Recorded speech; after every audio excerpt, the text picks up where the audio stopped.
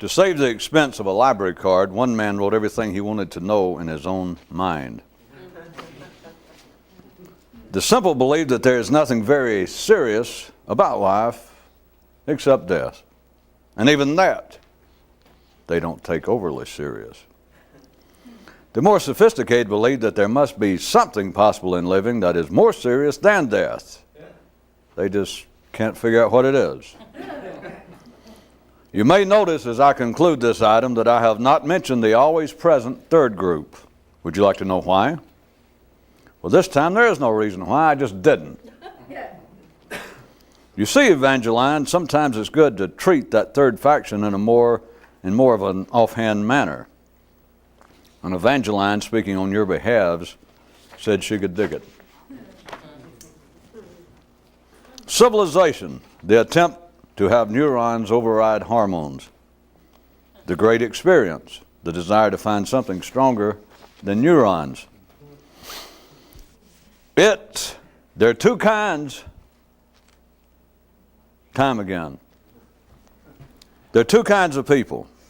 Those who don't think you should listen to anyone dumber than you are, and those who think you shouldn't do so with anyone smarter. Which group are you in? Are you sure? How can you tell? And now our joke, well, maybe our fable for the day. Well, that's not a fable. There are no animals in it. All right, our fairy tale for the day. One day, deep, deep in the secretive woods, fairy tales are a snap.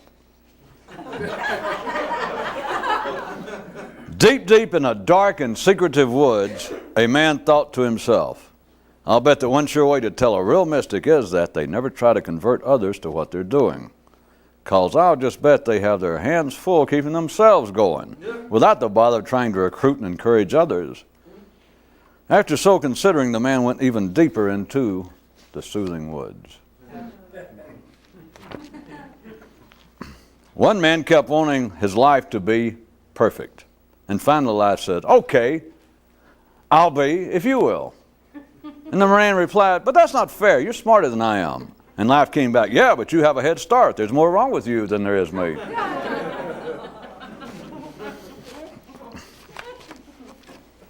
From the Meta-Gnostic's Handbook, art that is no more than a mirror of man is no art at all, but merely recorded whining.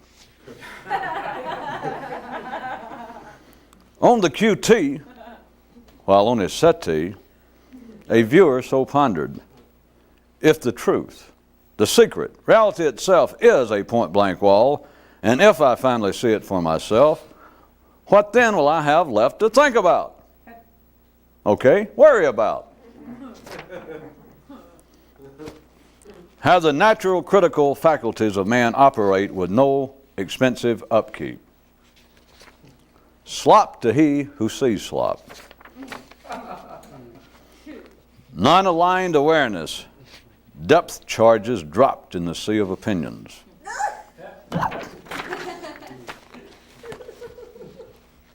When this one cow began to think for himself and to realize the purpose of collective city herds, he immediately entered himself in the Olympic skyscraper diving competition.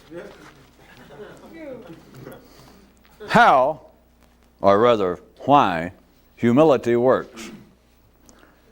A man in a squatting position can look up anybody's dress.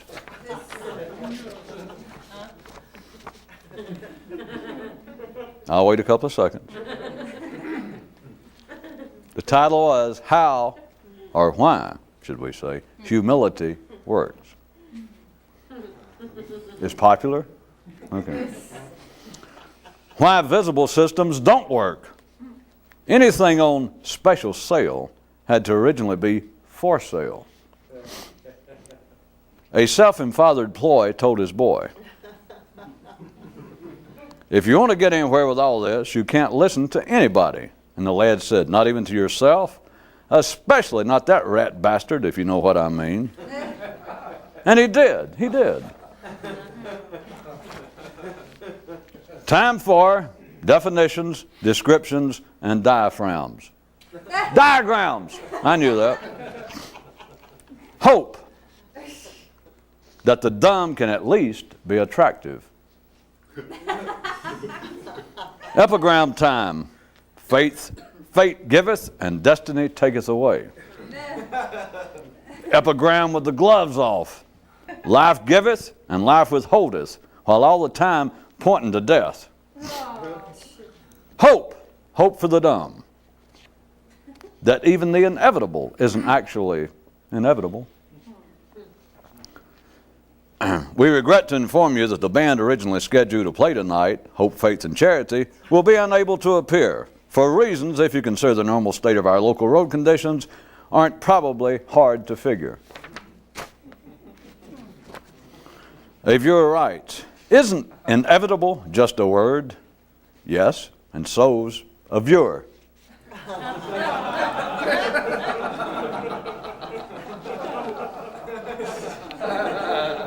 And a man asks, isn't a man's mind just another word for himself? Yes, and so's himself. And another man inquires, but isn't language itself just a substitute for something else? Yes, but now the question is, what? And there is no one left to reply. Everyone has two names, the one you're known by and your goofy name. Everyone actually has one more, but no one knows what it is. On the first day of school, the headmaster addressed them thusly. It is hormones and sex that originally brings us together, but it is our love of learning that will keep us here, and 9% of the class bolted for the door.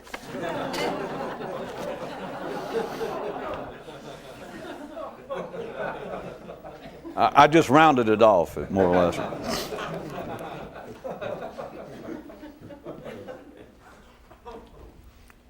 Intellectual chump change.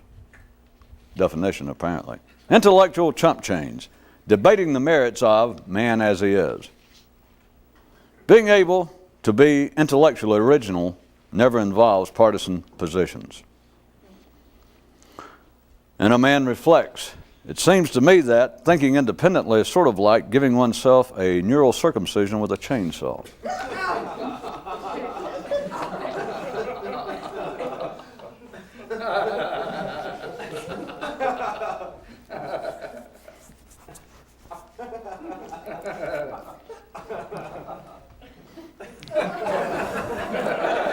I was trying to think of something to counteract the to help keep himself alert and on the move. One man, in regard to what he seemed to accomplish, would not, even to himself, take credit for having done so through his own conscious effort, and thus stayed always struggling. The metagnostic's corollary: "'Tis stupid to take credit for anything," and doubly so for us.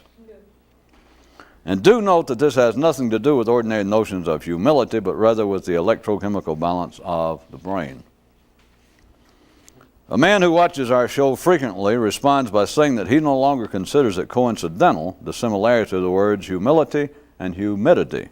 Since, claims he, that trying to act modest and unassuming always makes him break out in a sweat. The alpha wolves that life puts in charge of the local institutional ballrooms do not, regardless of their public assertions, feel any allegiance to any power outside themselves. It is thus that even the most civilized and cultivated dote on stories of tyranny. A man of independent intellectual potential should be able to use the above info in the upper areas of the stuff stuffed in his own head. A small man can be a relatively satisfied man so long as he does not ever go out of doors or stand on a ladder. The sage told some of his followers, "If you have any doubt as to the distractive, if not destructive potential inherent in the dynamics of sequential chronology, then just consider. It is only from the old that we ever hear notions of wisdom coming with age, never from the young. And if by a certain age you do not begin to understand this within yourself, you are developing mental cataracts before what could have been your time." Personal anecdotes.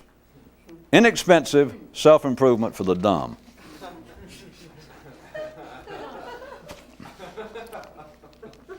Individual cows cannot think. But Professor, cows in the herd can't either. Yeah, but they think they can. One young lad put his mouth to the woof-woof phone and began broadcasting his little voice throughout the school. A serious mystic is a sham mystic, just as serious people are only half real people. From his tone, it did not sound as though he was finished, but some intruding, overpowering adult force made it for the moment appear so. Daddy, why are all grown-ups all the time telling kids to shut up? I shut up. Man's tolerance of radio, TV, and movies reflects his tolerance for his own mechanical mental ramblings. And a viewer says, thank God you didn't throw in meaningless. Meaningless!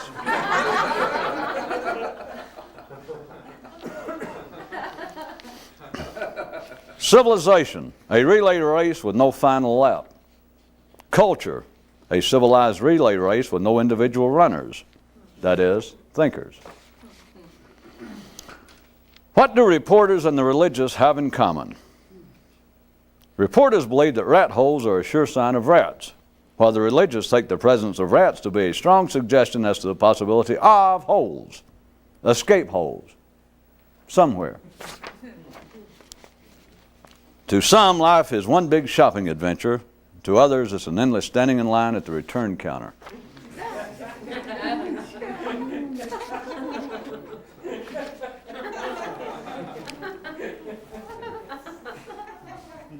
Have you noticed, it seems around here, a growing attachment of kind of mystical consumer-based news?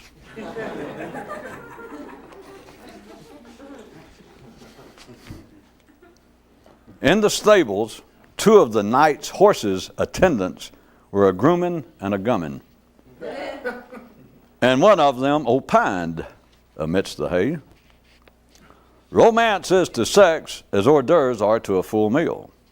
To which his companion countered, nay, may I say, but romance is to sex as making reservations is to going to a fine restaurant. And being as there was no third person present to pick it up from there, a precocious filly kicked the first guy in the head. And now a short linguistic trot for 3-year-olds. Those who fret over language being used in manners not literally correct don't even have a pig suspicion of what words are actually all about.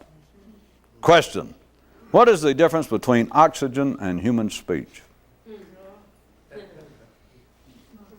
One man thought, I've been around this track so many times that I'm surely soon either going to become a horse or the track itself. One man hated change so much that change avoided him like the plague. Well, forgive my little lapse into hyperbole. Change avoided him like it does everybody else. Definitions continue. Adam? Adults, kids without brains.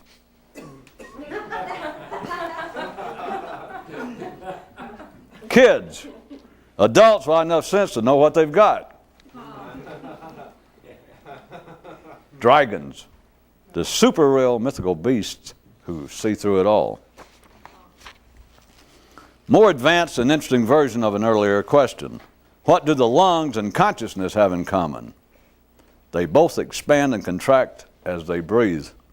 Part 2. What distinguishes the respiratory system of the ordinary from the one of a man more intellectually alive? So mulls a correspondent. Seems likely to me that a transcendental thinker will turn out to be about like any normal civilized person, but maybe not all that normal and civilized. Okay, back for some wrap-up definitions. Metaphors, halfway houses for symbols. Religion, petrified myths. Man, petrified myths, metaphors for tomorrow. You may note that this leaves symbols to speak for themselves. A page from our City Dweller's Guide. Life in the fast lane is pretty much like life in any other lane, except in this instance, hormones are trying to tell you to slow down. Well, they're bringing your car around, but while we're waiting, your bill looks like this. The dumb smile a lot, and the pseudo-serious don't a lot, so where does that leave you? There was once a mythical band of mystic seekers who did away with all forms of external mirrors and believed that of single importance was a man knowing how he looked to himself internally. Ultimately, splitting off from this group were those who believed that a real man had no personal conception of himself internally or otherwise. Today, there are a few who believe that this particular conceptual process still has a way to run in the consciousness of the more alert and universal. Fashion, what today's dead are wearing. The future, the garb of the living, the dress of the few. Busy at your desk. One guy can't remember which drawer he keeps things in, but he says at least he can remember where he keeps his drawers. Time clocks, one form of physical support for the illusion of progress. Some good civilized advice for a child, if you just like the child. If you act busy, you are busy. Hey, what do kids need with independent neural cells anyway? A guy went to the doctor and said, "My willie hurts." And the doctor said, "Well, pull down your pants and let's have a look." And the guy said, "No, willie's what I call my brain." And the doctor said, "No, you mean your mind. Your brain doesn't have any feelings and thus can't hurt." So the guy dropped his pants.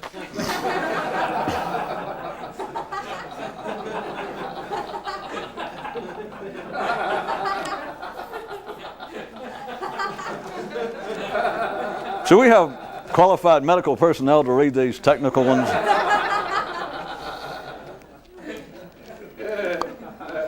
Once upon a fairly recent time, over in a reasonably close kingdom, some people concocted a game that they called How Can You Tell? Wherein 3 men were selected who each was to claim to be a real mystic. Then everyone else had to try and figure out which one was the real McCoy. The hints given upon which they had to base their decisions was as follows. Mystic 1 would not answer questions in a direct, unequivocal manner. Mystic 2 would only respond to questions by silently smiling. Mystic number 3 didn't even show up.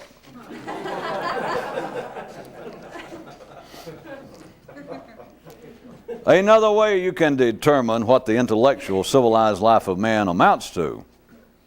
If you're dying of starvation, it doesn't exist. See, that was a roundabout definition of civilization. At least the sentence got to. If you're dying of starvation, it doesn't exist. Local conditions.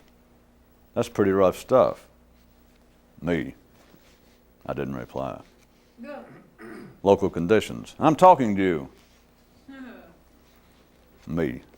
I still offer no response, and he seems to lose interest. In the heart of one city, a man began running madly about as he wildly exclaimed, "I know too much! I know too much!" But ha! I ask you, who's going to fall for a conspiratorial distraction ploy as transparent as that?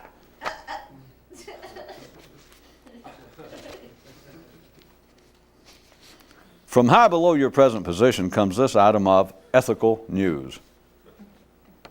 There is no integrity in paradise. Simple case of supply and demand.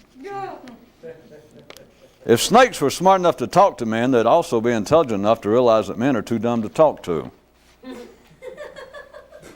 I did not personally want to report that last item, but the moral responsibilities of my position left me no choice. Rattle, rattle, hiss, hiss. And for the sake of veracity in nomenclature communication, this would be an opportune time to make note that a certain man previously known as Warm and Charming has changed his handle to Cold Yet Charming.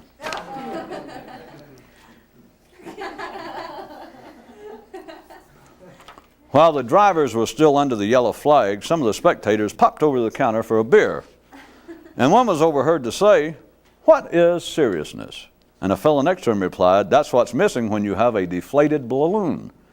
And a woman with a hot dog asked, did he say baboon? And her son parried, I thought he said society. And by then the wrecked car had been dragged from the track and they all returned to their seats. Man's concepts of the holy and sacrosanct arose from his original reverence for the power and enormity of his own ignorance. A man hears and herein ponders.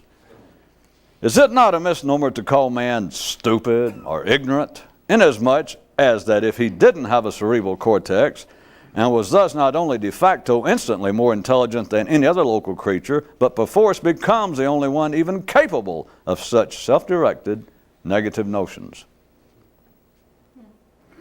What more is there to say when from reality's wall you strip the pain away?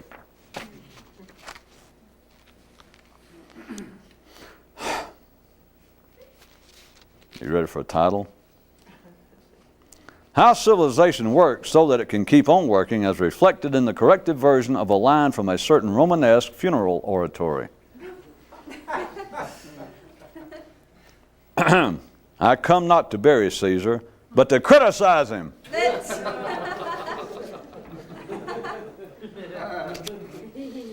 One man's thought for the day.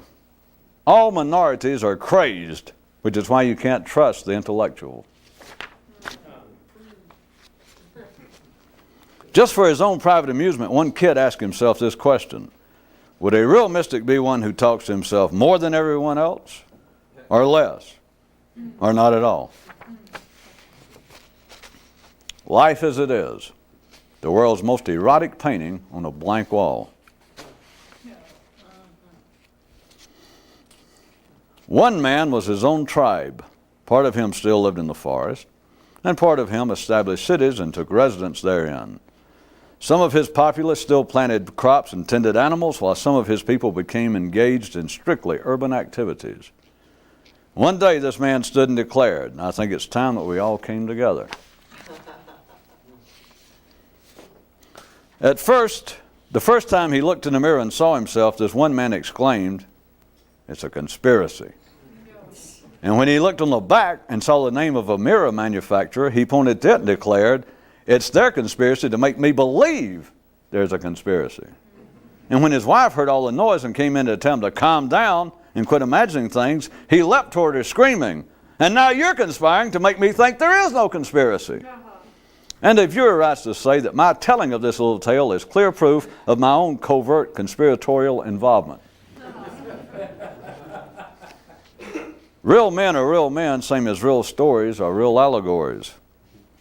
And to think, it all began innocently enough with just a mirror.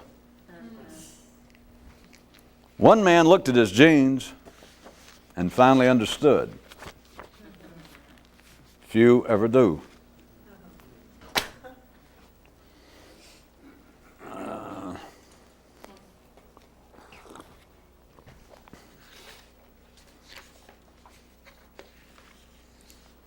Since any appearance of continuity is obviously part of a conspiracy, I'm going to pretend that this has some continuity. Such as us mentioning that if there's information that's outside the mainstream, if there is that, it would be inherent in my little concocted word of meta-gnostic. If there was any sort of real secret knowledge at any particular time, it would be in that which is not taken to be true. It would be in that which, by all intents, by all connotations, would be myths. But notice, a myth has a lifespan. What's that element that its half-life is 2 seconds? No. What is it? A Republican in Mississippi, or?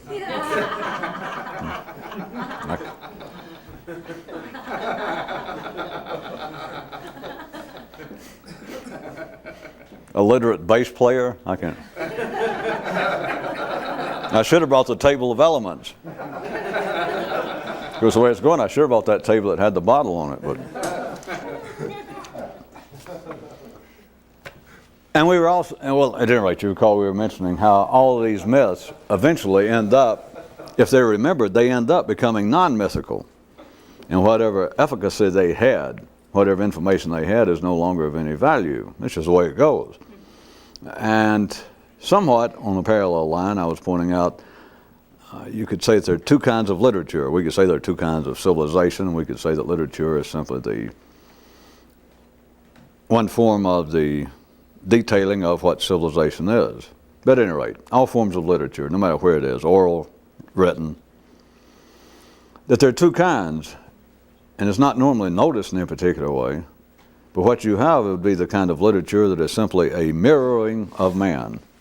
Tonight I put it this way, that there art that is no more than a mirror of man is not art at all, but recorded whining. Notwithstanding the fact, if you notice, to pick out, since we're staying here in the Western world, how about Shakespeare, Balzac, Dickens, but Shakespeare, I guess. As fine a reading as it is, if you enjoy language and words and etc. And as much credit as he's given as being one of the, if not the father of psychological fiction, and etc.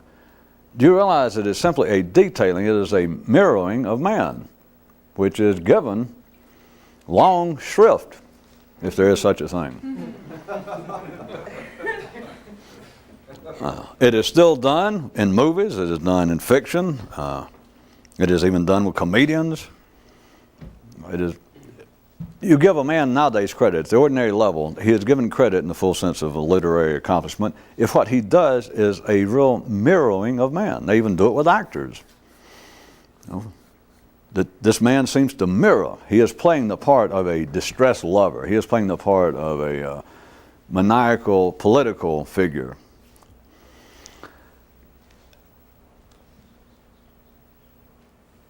And we can, without me pushing you, surely you can see that at the ordinary level there is a real stable, understandable basis for ordinary man's appreciation of art, of literature, that apparently is a real reflection of man as he is.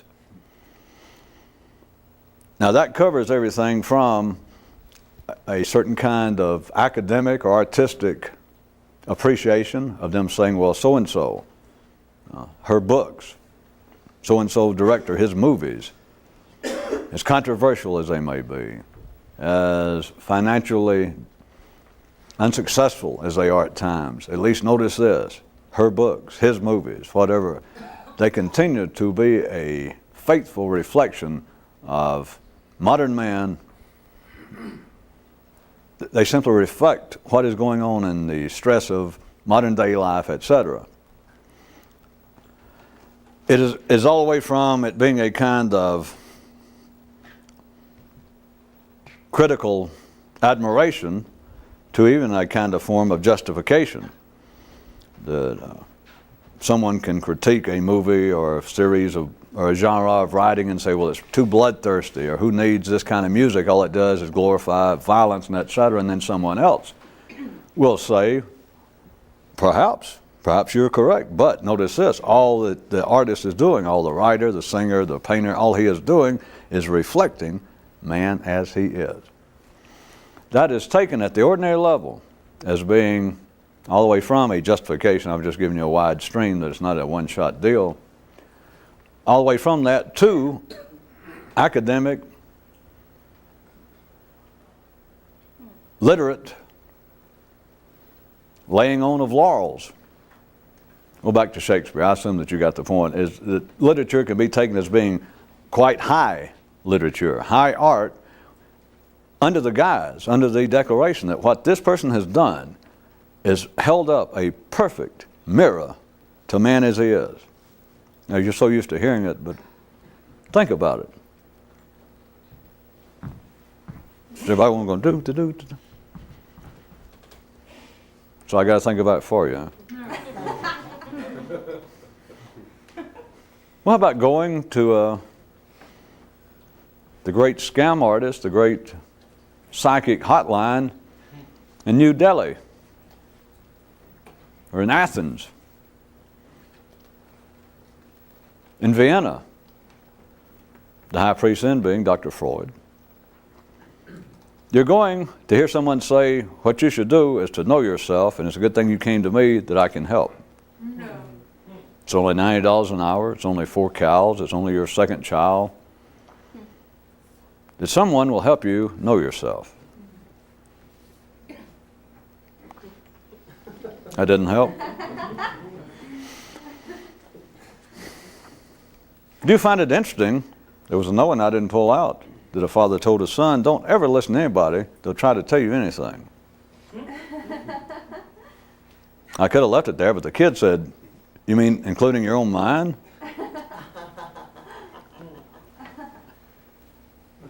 What is accomplished by a reflection of life as it is?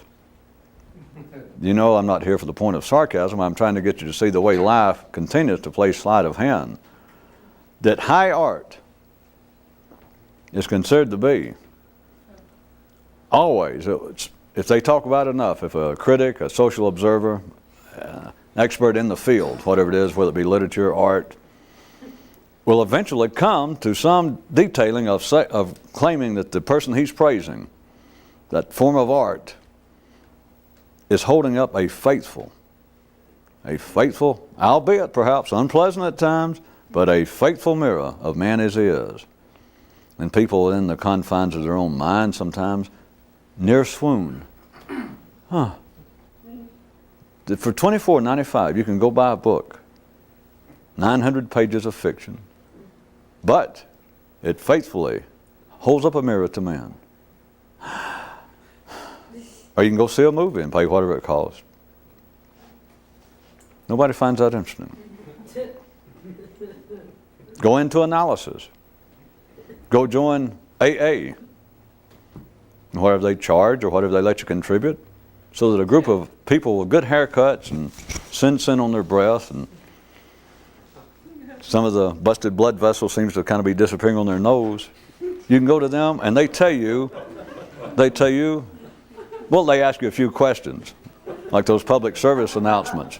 How to tell that you may have a drinking problem. We've been through this. They got this list of things like, do you ever miss work? Is your memory going? Are you prone to get in fights? Do your friends think you drink too much? And all these questions. Then it says at the end, after these 10 questions, well, call this number, please do, because perhaps you have a drinking problem. They don't have a drinking problem, they got a stupid problem. But that's why I was getting at with a little humor, is that you need someone, you need art in life. And now, of course, you're going to have to start expanding this into, obviously, religion, and into would-be self-help programs of all kinds, including the would-be mystical, to hold up a mirror, which is what they're doing to say, please listen.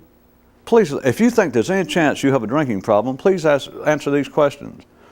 Whereas if you had any sense of how life is arranged, it goes like this, whether I've ever written an item or not, the real easy one, but it takes all the fun out. Yeah.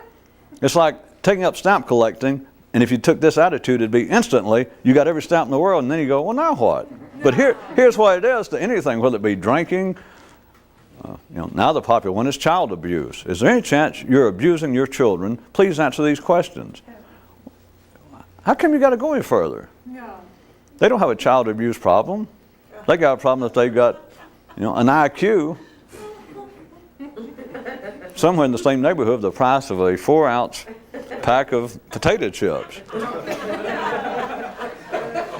Less than that, probably the low single digits. Back to what I was going to say. Back to what I was trying to get you to see. Anytime, and it doesn't have to be anything that physical, to be alcoholism or child abuse, but anytime, if you think you have a problem, and if you thought you have one, then society, the herd does. There's no reason that you have the public service announcements such as, is there any chance you have a drug problem? The quite simple answer is, to take all the fun out, is if you think you have a problem, you do. There's no other question to answer. I mean, it's nothing to clarify. For them to say, now them, of course, you understand, but now I'm talking about the local conditions of life, trying to prod man right along, to keep rocking back and forth here within 60 years, and you'll have the illusion you're going somewhere. By God, you're right. I used to drink, and then I stopped. But then I went back, but I stopped again. To take all the fun out, what would be the difference between real useful information for yourself would be they set the build up. Like, let's take back the public service announcement to give it something physical to hold on to again. That they say, have you ever thought that perhaps you have a drug problem? And we'll assume that people all over the world, or they stop their TV, or they're already sitting there anyway, too goofed up to move, and it's like, well, maybe. But if you wondered and just weren't quite sure, well, take just a second and at least just within your own mind answer these questions. Huh? Do you sometimes feel like you maybe take too many drugs? Number two, do you sometimes feel like that you take drugs at inopportune times? Have you ever had a close friend or family member say, you should stop taking drugs, you're taking too many? The simple one is this, all the way from drugs to your temper to emotional problems to your attitude toward life. For someone who was trying to, remember there was a man tonight that hated change so much, hated it, that change avoided him like the plague. And I apologize for my lapse into cliched hyperbole and put it to you like it is. Change didn't avoid him like the plague. Change just avoided him like it does everybody else. But to make up for it, it says, have you ever thought maybe you should change? No. And now you sit and you go, well, I don't know. I'm not a bad guy. Maybe I wish I could lose a little weight or something. Yeah, but wait a minute. Would you like to really change? Okay, then answer these questions. There's nothing to answer. Because if you're a human and they say, do you think you drink too much? And if the TV, if there was really interactive, that kind of electronic communication, and the TV was speaking to you, life is speaking to you individually, and now you sit, and the TV says, do you ever think that perhaps you have an alcohol problem? And you go, no, don't drink. The TV would go, well, do you ever feel like that you have problems with your personal relationships? Yeah. Aha, okay. All right, sit right there, and they'd run through and they'd pull them up right quick. Answer these questions. Do you sometimes, after you believe that you are in love or physically or emotionally attracted to someone, do you, one, ever feel as though you mistreat them? Do they ever say, hey, you're mistreating me? That's right. Do you understand? All they got to do is ask. And if you're alive, life is going to say, do you feel like you have a problem? They'll give you a list. No. Columns A, B, C, as many as you want. You'll look down. Do you ever feel like that you may have a problem with drugs, alcohol, your personal life, your financial life, which is also a good one? Do you think you have financial problems? Is there any chance you're spending more than you make? The answer is, if you think you have a problem in any area, you've got a problem. But you understand, you're back to myths becoming history, because now you're history, because if you say it's a problem, it cannot be solved. It's not supposed to be solved. It is now is becoming literature to you. Is there any chance that you drink too much? And here sits a man, being serious as he can. He goes, well, God damn, sometimes I do. I mean, I've really thought that. And they said, well, good, says the TV, says society, says life, through its chill local conditions. And they said, well, all right, be sincere a second. And you think, well, I guess I should. Well, answer these questions about your drinking habits. Do I have to go any further? It's not sarcasm. I'm trying to get you to see how life is. After that, it doesn't matter. For life to ask you, through your own nervous system, is there any chance that so-and-so could be a problem? All you got to do is hesitate. And it's already a problem. That's just a word. All it means is, yes, I'm ordinary. Because when life says, is there any chance that you have, anybody here have a drinking problem? A problem with personal relations? Maybe problems with your family, your financial life. All it's asking is, are you alive? Are you ordinary? And you go, yes. But in a sense, it's just rechecking. Because remember, originally, when you had the few seconds before you were within the full swing of your consciousness, you in life looked eye to eye, and you turned away if you're ordinary. That's when life knew you were ordinary. Life New Year's all right, and it checks later, just kind of broadly if you notice, because life does not actually come around and knock on your door and say, do you have a drinking problem? I mean, that's too easy, or that's too hard. It's too useless. All it does is just throw out the blanket inquiry, rhetorical inquiry. Does anyone here feel like you may have some sort of personal problem in your life? No, come on it. Be honest with us. And you think, well, what kind? And after that, the real answer is, well, it doesn't matter what kind. Tell me what kind you got, and I'll tell you if we got that listed. And you can say, well, sometimes I feel like that maybe I worry too much. Yeah, I was going to ask that one. Do you think you worry too much? Anybody think they worry too much? And you think, well, I just said that. Good. Well, answer these questions. The one I was going to get to is I had a kid, somebody thinking about it, but the whole idea, let me lead up, there was one in the middle there, that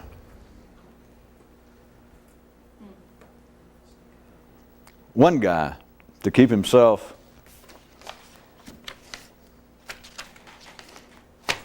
one guy to try and keep himself alert and on the move would refuse when he apparently had made some sort of progress. Just trust me, you can figure out. When he had apparently accomplished something personally, he would refuse even to himself. Even to himself was hyphenated and set aside, but that's the most important. Even to himself, would refuse to take credit for it. And as is so often the case, I mean take credit for it in the widest possible sense, which is also tied to one that's one of the great, I don't like to keep saying problem, unless you look at having fun to be a problem, something to do. That is the old idea of hormones running down. A man getting old, the whole idea that with age comes wisdom. And tonight a guy pointed out to some people he was talking to, he said, if you understood the spurious nature of chronological sequence, believing in just ordinary progress, if you had not been disavowed of that already, consider this. The whole idea of, quote, with wisdom, with age comes wisdom, arises from one source and one source only, the old. The old. You have never heard a young person, not a sane young person, because they said it, they're actually an old person in disguise. The young, the next generation, the next breathing in of life at any particular local area, never looks at with age comes wisdom. It is only the old. It is only people who are dying. It is only those who can no longer get it up that decide, perhaps I should cut back on my excessive immoral sex life. I believe perhaps I hear the great cosmic spirits calling me home, telling me I knew all my life I should be doing some kind of great mystical work, and perhaps now's the time. And of course, the unsaid part is now's the time that I can't get it up and I can't drink anymore, and I kind of lost interest. I'm never going to be rich and famous, and I don't know, I got to where I just don't give much of a damn. I got the makings of a mystic. Come out, I put on a robe. I can kind of look indifferent now since I feel kind of indifferent. I mean, things don't bug me like they used to. I mean, used to when my cleaning wouldn't be ready. They'd tell me, be ready Thursday, and it wasn't. I would almost die. And I look at that now and I think, it's so good that I've taken these self-improvement courses, and I was a member of 2 or 3 different cults, and I read some books written by a guy from India, I think. And I've smoked that stuff and eaten those things, and I believe it's finally, and of course every now and then I try to meditate when I can remember to do so. And I don't know, it seems as though it's having some kind of effect after all these years. What was that? Well, it seems like it's finally paying off all my effort. It is a beautiful situation. The old taking credit for becoming wise when all they're doing is dying. Some months ago, no one seemed to particularly enjoy it, but that doesn't matter. I had some guy say that he would believe in mystical effort if he ever saw a teenage mystic. Now do you remember it? And a few people went, well, yeah, but I didn't think it made any sense then. And that just barely does, and I don't like it. Well, we could divide up the room into who doesn't really like it now that you hear it and who can stand it. And I suggest you would be a dividing line that I could almost predict having to do with one's age. Well, anyway, besides, which is strong enough, I don't keep bringing that up because you can't escape getting old and dying.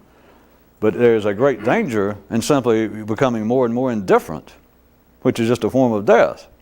Not that with ordinary people it doesn't matter, but such things as the cleaning or whatever it is. Well, used to my wife bugged me, or my husband did, or just ordinary people. I could listen to the news and hear some politician say something I'd want to write a letter to an editor. Now I think, them dumb asses. I just turn it off. I try to find one of those stations showing girls dancing around or something. Who the hell cares? And if you ask somebody, you say, well, I used to know you, and you were really a firebrand. I mean, you were all the time bitching, and I thought you were going to have a stroke over politics. Yeah, I know. I thought about that a long time. I've meditated on it, I've considered, I've read different books, and it goes on and on and on. And all it is the man's 60 years old. That's all it is. But it's so beautiful, you can't tell anybody otherwise. So anyway, we're not talking about just age, because all it is a matter of life. Because if you're alive, you're going to age. And you're susceptible to that, to say the least. Yeah. Here's the real trick. If you could do it when you're younger, which you got to, is don't ever take credit. Now, not just public credit, because all of you should be past that point. If anybody tries to compliment you, I guess you can at least smile, but get the hell away. I mean, it's just nothing. But to take credit yourself, there's the real trick.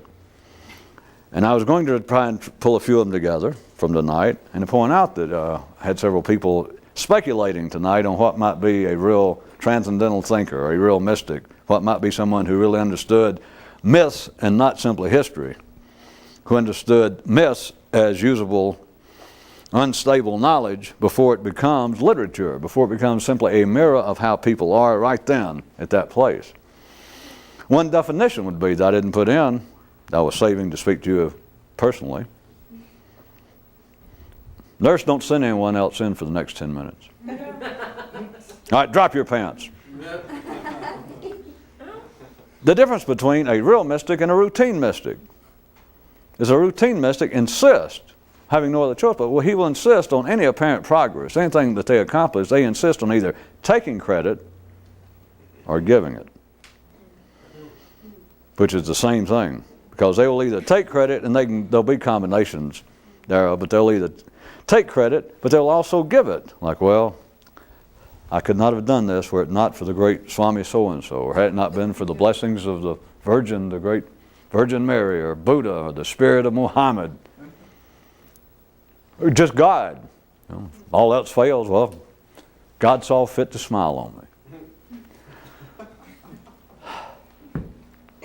This has nothing to do with humility. This has nothing to do, well, that covers it. You understand? It is not any kind of psychological ploy, much less a spiritual gambit. It's not saying, well, God does not want us to be vain enough to take credit for any blessings or anything that the great cosmic forces allows a man to see. We shouldn't take credit. It has nothing to do with anything psychological, much less spiritual. It has to do with brain balance, hormonal balance, in the full sense of the word, which is tied into why I'm telling you about the fallacy of taking wisdom coming with age. I don't know why I'm going to go ahead and tell you the truth, or you can do it. It's wisdom coming with death. I mean, just age sounds like, oh, well, maybe you picture your old grandfather or somebody, or getting kind of old and his hair gets white, and he begins to smile a lot. He's getting demented. But anyway, age sounds better. But what it is the appearance of wisdom coming with death. For those of you also, I hate to keep bringing up the past, but I don't care. Some years back I pointed out to you all the descriptions of a mystic and how you can't really find one. You look around and they always say, well, Buddha was, or so-and-so was. There is one true representation of a mystic. Take every description you ever heard, I don't care what, put them all together, and what would fit the description? A dead person. No anger. They can turn the other cheek. They never admit to ignorance.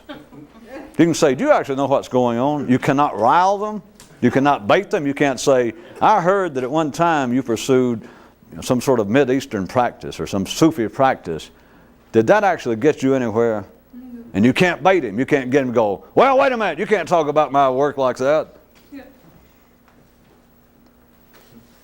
He can look you dead in the eye, never blink, Yeah. smile forever. You can't entice him. You know. Can't make him take a drink, take a toke. You can't say, hey, see a naked photograph of my sister? He meets all the qualifications. But back to the so-called living. Can you even consider in the words, if it made a little sense, that me saying that one real operational definition between a real mystic and a routine mystic is that a routine, an everyday, ordinary mystic, will always, when they apparently accomplish something, will always either take credit or give credit or both. The tacit insinuation being, of course, the real mystic wouldn't. Then the question is, what the hell does that mean? Think about it. Because if you continue to make any sort of effort outside the mainstream of life, outside of that which is necessary for hormonal survival, if you do it, and if you get past probably the age of, I don't want to say, No. if you get out of your teens for a bit, you're going to have every possible opportunity, almost irresistible opportunity, even if you become silent, that you internally give thanks to the kind of progress you've made. If you hung around, let's just say, just figure of speech, if you kept hanging around here, you might sort of give thanks to me, like how much you learned and how much it got you going in the right direction so that you finally made the proper effort. You don't have the right concept of what suicide is. Yeah. See, suicide with ordinary people, they got the cheap way, because suicide means death. I mean, you do it and it's over. Kind of mystical suicide is not quite so simple, because it's killing yourself while you're alive. You never finally die. No, I mean, you're going to physically die, but you're killing yourself while you're alive by going, I'm just going to have to put crude words on it, but everyone is subject to something similar. Is maybe, let's say that somebody else even mentions to you. They say, it's been a few years since I've seen you. I got to tell you, I don't know what you've been doing, but there's something about you, the way you move, your attitude, you are so much more relaxed. And just talking to you here the last few minutes, after all these years, it's, something's happened to you. Huh? And you think, well, I can't deny it. I'm not as crude a rat-ass bastard as I used to be. I'm not as hot-headed. I'm not as all wired up. How can you not do otherwise? Well, put it to you this way, you got to. That is the difference between actually doing something and not doing something, because if you take any sort of credit for doing something, it's suicide, because you cannot distinguish it. You don't know whether it would have happened anyway. But an ordinary mystic will go, well, that could even be true, but at least I tried. Yeah. And so if I hadn't tried, I know it wouldn't have happened. No, you don't. Yes, I do. Okay. I don't know why I argued with him. Did you follow that? Because you do it, now forget some other person, forget an ordinary mystic. I'm talking about the ordinary would-be mystic in you. The part of you that still can hear the story of me saying that everyone's had the experience already, that you and life looked each other dead in the eye for a split second, and you blinked more or less. So you've had the experience. But you consider those that can hear any of this or such stories as that, they go, yeah, that's true. There's something different in me, my interests, there's something in my nervous system that is different from everybody else, or most of the people I know. So then when something apparently does happen that seems to be at least some amelioration of your what? Problem. Yeah. Remember that? For those of you that think I had changed the channel, subject, underwear, subject. Yeah. Straighten up.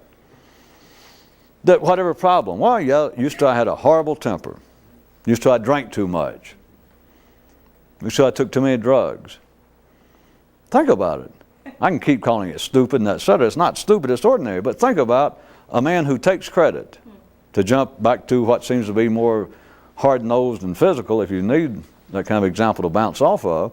Think about a guy who's 65, you hadn't seen him in a while, and he used to drink like a fish. Used to always, a joint in his mouth all the time, his brain's half the time he couldn't even remember, what time is it? I can't even find my watch. That kind. And you see him after 20 years. And now he seems a lot better. And he said, oh yeah, you're right. I remember when I was doping every day. But my God, how long can you do that? I finally realized, I would tell you the truth, I found a new church. I changed religion. I became a Unitarian, or I began taking up some meditation practice. But look at it another way. If the guy, just for instance, let's say is now 60, you do understand a man cannot drink every day, more or less, and still be alive at 60. So to find a man 60 or 65 to say, well, I quit drinking. I came to my senses, whatever his story is. I went through some kind of experience. I thought I was dying. I just dropped drugs. I dropped alcohol. What kind of accomplishment is that? It was either that or he'd been dead. I don't mean it doesn't make any difference to him, assuming he wanted to live. But then if that is you, you don't know. And a person listening to this, if they followed into that, they might say, wait a minute, you couldn't know anything extraordinary if you couldn't tell the difference. I'm not saying you can, I'm just saying you can't. And that you run a grave danger by taking any credit. But any credit, remember, I'm not talking about other people. That's the easy one. For other people saying, I want to congratulate you. You seem like much more of an enlightened, more alive. May I say a more, mystical type person. And you think, boy, am I. I'm being crude. Forget the other people now. It's you that you suddenly realize I am not. If you think it's still on the basis of problems, some of the problems I used to have are not as severe. And everything in the chemical balance of your brain to make it keep going in that direction, the electrochemical balance wants to go, well, I did something right. Your little brain cells want to holler out, Dr. Skinner, I'm running through the right mazes, why won't they give me credit? And you have to. The little white Mises that you call your thoughts, they run around and you think, well, I'm much better now. I keep thinking, well, I should quit drinking. And now that I'm 65, I don't drink as much. In fact, I've damn near quit since I was about to die. And you think, well, I got to take some kind of credit. The Mises keep running. Go squeak, squeak, squeak. And somewhere you hear the great voice of God or Dr. Skinner from that great bone going, good boy, good boy. And of course you take it as being you. The taking of credit is the same thing as taking what would have been, let us say, any sort of potential meta-gnostic, secret knowledge in myths, in religion, in fairy tales, and you turn them into fact. You turn them into history. You turn you into history because you're dead. If you take credit for it, well, yes, I can understand that. Well, good. I'm glad we settled that. Everyone who says that they could understand that, if we'll have a show of hands, and if not, we're going to conclude now, and all of you who can say truthfully that you understand can go. And I think we've got some flowers here that we could put, assuming they'll all go around, we can give everyone one flower to go in your hand.